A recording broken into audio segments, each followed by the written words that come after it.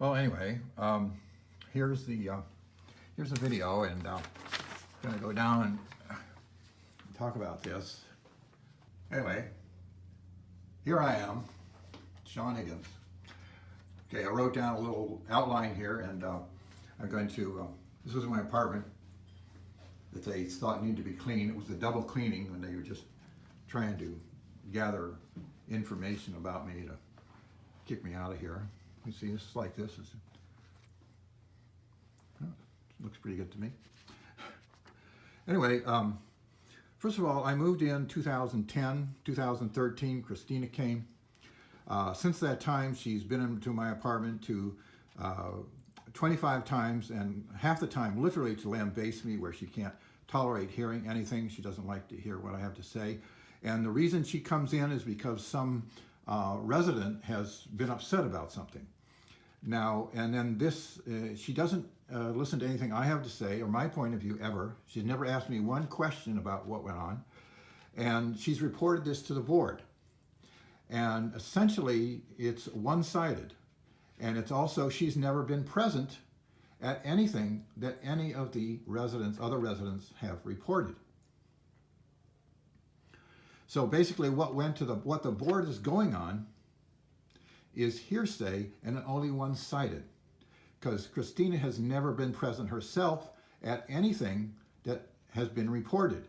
And she has never seen any of the behavior that any of these residents have said that they were so upset about. And neither has the board, never been present. The board has never visited with me or anybody else here. And Annette, who in one of the apartments is 33 years, and the board has never sat down and just somebody drop by and say hi, okay? And Doug Beacon of the board said it's not their business. Yeah, well, they drafted a termination of residency unbeknownst to me before 3/7 incident, and they never told me about it. It was a surprise on 11/7 when they did. I was totally unaware. And so that's a curious situation, because you may wonder, well, why are these residents doing this? Well, Christina, when anybody gets upset, she immediately becomes upset, you know, even more so than the resident, see? And then she'll come to me or somebody else, and everybody knows to knock on their door. Sean, can we talk? I mean, she's just emotionally just repressing a lot of difficulty she's having dealing with things. And so, anyway, so for instance, what are some of the things that might have happened? Well, in one case, Bernadette, who reports a lot of people around here, and Christina loves it, she reported that I was using my hands to the candy corns at the puzzle table, you know, crossword puzzle, jigsaw puzzle. And so one of the staff came to talk to me the next day, okay? And I said, no, you're not supposed to do that, and blah, blah, blah, blah, health and this and health, right? Well, that staff member and Bernadette, I watched, and they went right ahead and used their hands at the serving table, not the candy corns like potato chips like a lot of you. They were actually in the community dining room using their hands, and so did Christina, you know, and so on and so forth. So this is an example of one of the things that I got reported on. And another one was a conversation. Well, it wasn't a conversation. I was eating dinner, and there was a conversation about, I don't know, terrorists or something. And so this woman, Mabel, speaks up and says, well, John F. Kennedy is responsible for opening the floodgates to the terrorists in this country. And I said, and I just, you know, I'd been eating, and I just as a matter of correction, I said, no, actually, we've been doing that by the boatloads for hundreds of years. And she said, well, that's your opinion. I said, no, that's a fact. And so Mabel, the residents here, they can't handle fact stuff. And so she talked to Christina, because Christina called me and said, Sean, what are you doing having political discussions at the table, you know? And, you know, she says, you know, you were the one who said not to talk about sex, religion, and politics, and there you are. You know, well, you see, there was no discussion, and I didn't bring it up, but this was a reporting. And then another one was the cook. We had a cook here. We have like 4 diabetics. I was diabetic at one point, and we were just talking in the kitchen, and we were just talking, and I became aware that she was making stuff for dinner, and I became aware that there's something that she didn't know. It might be useful. And so I said, oh, by the way, nearly every food has some form and some content of sugar in it, right? And so it's just a matter of passing, and we went on, blah, blah, blah, blah, blah, blah. And I left the kitchen. Well, the next morning, Christina blows into my apartment, literally lambastes me up and down for saying such and such and such and such to the cook. Christina never said what I said to the cook, right? You see, she's just off the wall, And, anyway, so when she calmed down, a couple months later, I said, oh, by the way, you remember that? She said, you came in here and lambasted me? She said, lambasted you? She said, I don't remember that. I said, well, did you know that, most food have some form and some kind of sugar? She said, yeah, I know that, see? So this is another example that went to the board. And, so I asked, I mean, if anyone talks about specific instances, you see that if you listen to another point of view of the situation, you see that what Christina is reporting to the board is one-sided because she doesn't ask me what I said or did. Even though I say it, she doesn't process it. And so she reports her point of view, her impression of excitement, arousal from the resident or staff here to the board. And the board believes her because she's so believable. And some people are like that. They're just very believable, even though they don't really have the facts. And of course, she doesn't have a couple of points of view here, right? So, anyway, because she threatened me with eviction 5 of those 25 times, see, nobody else here has been talked to like I mean, there might be 1, 2, or 3 Christina might have talked to, but for me, 25 times, and none of it makes sense. And because anyway, so I'm willing to talk about any of them. Because they have a lot of generality. See, I talk in specifics. This is this person, this is what they said, this is what I said. If you listen to them, all they have is words. Oh, well, he's been unruly or rowdy. Well, in ongoing issues. Well, what issues? What date? What person was involved? Do you see what I mean? They cast a lot of aspersions. And this is one of the reasons that my former therapist, Dave Stone at Middleborough Counseling Center, suggested that I file elderly abuse against Christina. And anyway, so let's see.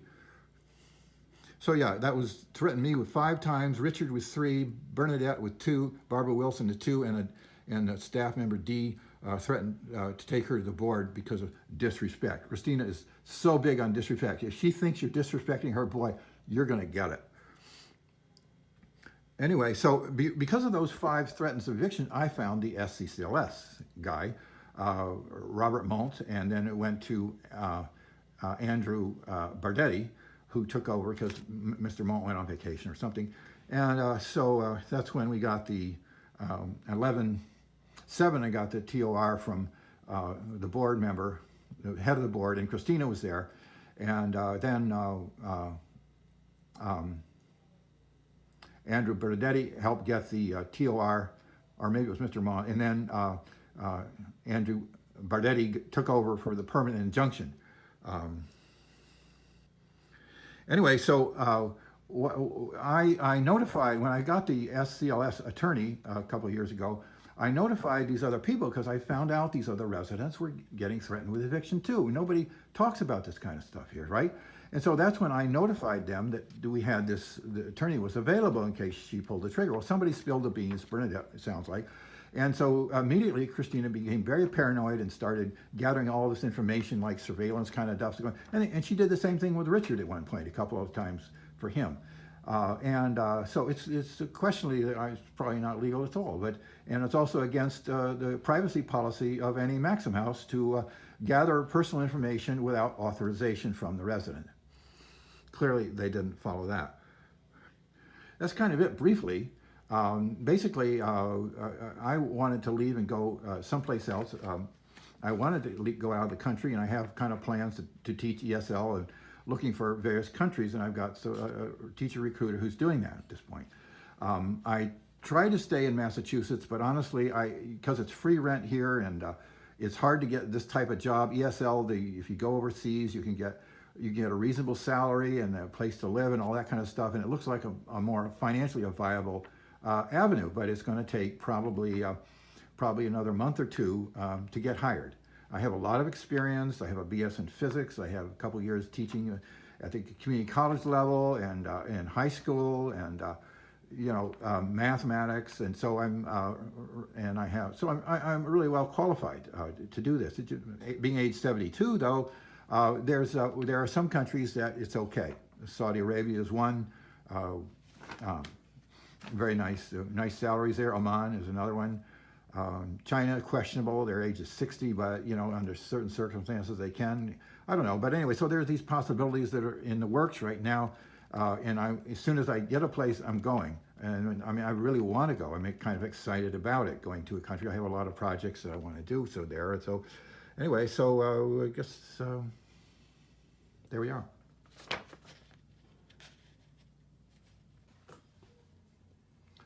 I do want to add that the 3-7 is a very significant development, and that was I left on a Monday night or so. I left the dining room. I picked up my stuff and left. I didn't say anything to anybody. And Christina called me later that evening, and she really insisted on talking to me, and I just ignored it. And because I didn't want to deal with her emotionality, she was I want to talk to you kind of thing. The next morning, she called me again. I left a message to you, like a jilted lover. I expected you to call me when I leave you a message, that kind of thing. So I still wasn't interested. I had my own stuff I was working on. It had nothing to do with her. I never said anything to her, anybody, when I left the lunchroom. So I sent her an email, said, look, I'm working on personal stuff. I'll come out in a couple of days when I'm ready. And I notified the cook that I wouldn't be out, wouldn't be out for a couple of days. And then so Christina shows up with her assistant and witness, Lynn, and says, basically gave me a piece of paper that said, well, look, you have to come out to the dining room, So I said, okay. Well, I came back in that after dinner, and I looked at the meals program on page 6 of the resident handbook. And it says, if you choose not to come out to dinner, just notify the cook and you cook your own meal, and because we all have full apartments, and that's all you have to do. And that's what I had done. Now, why did Christina come and force me to come out? You see, and so I had a lot of trouble sleeping because this has been going on for 4 or 5 days now, and she was just trying to force herself on me to get me out to I didn't have time to process what I needed to do, see? And what I needed to do had nothing whatsoever to do with her. Why she got this in herself to do this, I don't know. And so on 3/7 at 4 a.m. in the morning, I couldn't sleep. I said, I got to have some help to keep her away from me. Okay, I've got to do this. Just for my mental and emotional health. She's really disturbing me. And, obviously at this point, as you see, the number of times she's been after me before. And, Richard experiences the same thing. She just wants to vent on you, just emotionally. She just wants to use you to talk her down, kind of deal, So I called 911 and I said, look, and they came and they said, and I related what I related to you, and I said and they said they would talk to her, and I called and they said, you call her and tell the employee that we're coming, and the employee was coming in at 6 a.m. and so I called that. And so anyway, so that kind of was it. I assumed they would talk to her and talk to Christina. But what happened was Sergeant Peterson was called by Christina and Lynn, the assistant executive director, and they met with him at 10 a.m. And then he arrived back with her at 4 p.m. in the afternoon, basically to force me to listen to the executive director. Why? I don't know what she was doing. I don't know why she did this. I never said anything about this to her at all, And but essentially, with the police officer there, Sergeant Peters, I had to listen. I had to let him in. I mean, I didn't have to, but you understand, this thing is going to get out of hand if I refuse this woman, her, to use me emotionally, to hear her vent on me for 45 minutes or whatever it was. And so the question is, given if I had been a woman and she had been a man, and I had called a 911 call in the morning to keep him away from me, that he'd been imposing on me and showing up at my door and all kinds of stuff, he would have been in jail, right? harassment, stalking. I mean, you name it.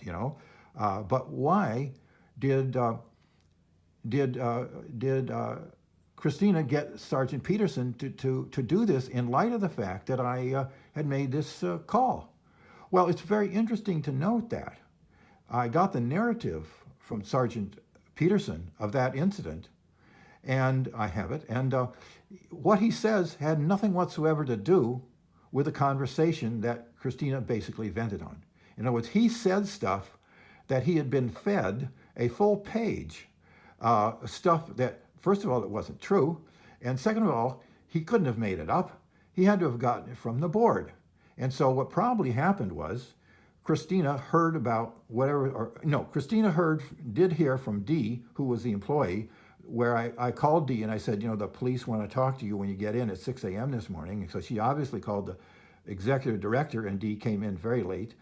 And so Christina obviously called Peterson to come over at 10 a.m. that morning of 3/7, and with Lynn there, because he in one of his narratives he said that Lynn was there, and then he left to come back at 4 p.m. And then when he created his narrative, which had nothing whatsoever to do with what happened, and basically it was Christina talking, I just let her vent. That's all. I realized that if I let her vent, this whole thing would blow over. I mean, not blow over, but essentially she'd be sated and leave, and that's exactly what did happen. But it's curious that when Sergeant Peterson filed his narrative of that visit, that he did not include the narrative of the 10 a.m. visit with Christina, and this was a separate call to the police. And the narrative that he logged in, official narrative of the 4 p.m. visit, had nothing whatsoever, did not reflect at all, not the structure nor the content of what actually Christina actually said and was discussed there. But if you read his narrative, you see, he had to have been told what to do. And I've told their attorney this is obvious collusion here. I mean, whatever the name is, he was just doing what he was told and had nothing whatsoever to do with what he'd actually had done. So that's that narrative there.